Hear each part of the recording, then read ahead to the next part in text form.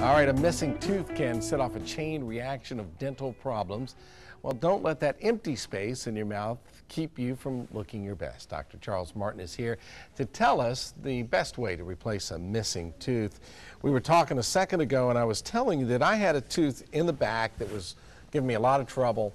The dentist looked at it and said, it needs a lot of work. We got to do some major repairs. And I said, just yank it out and it's in the back. Who's going to know? And he looked at me and said, no, not a good idea. Good for him. Yeah, and so do all teeth need replacing? 98% of the time, yes. So if it's a tooth that's between other teeth or a tooth that bites against another tooth, the answer is yes, it does need to be replaced. And most of them do. Yep. Okay. Why then? Why do we have to replace them? Is it an alignment thing? It is an alignment thing. Imagine if you have 3 teeth in a row and one in the middle goes away. Well, the teeth that were counting on that tooth are now going to start to drift toward it.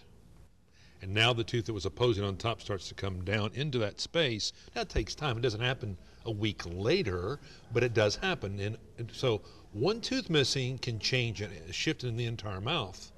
And with that, the bite, which causes a lot of people jaw joint problems.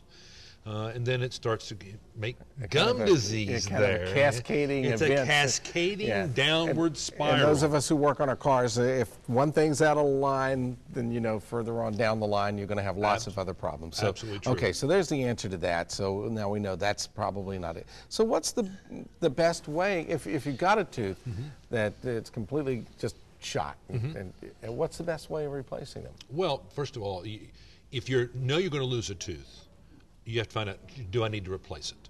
Okay, that's the first question. If you do, you should plan on replacing it with a dental implant.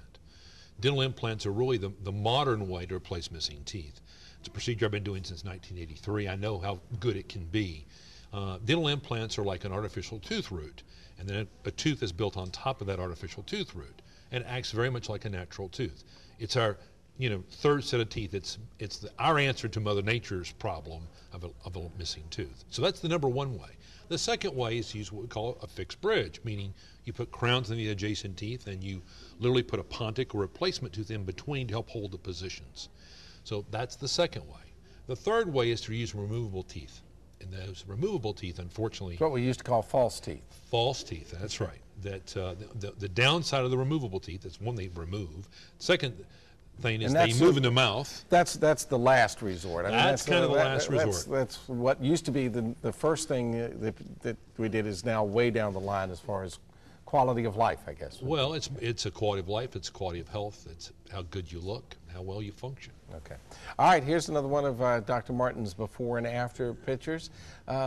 Set this one up for us. Well, this particular patient didn't like the way her smile looked, and so she wanted teeth that were longer, brighter, whiter, better shaped, and she got that result. We also, I don't know if you could know that, we also sculpted her gum tissue so it looked like it's supposed to when she smiled. All right. There is a big difference there, and there always is in the before and after shots. All right, don't let a missing tooth cause a cascading event, downward spiral in your health.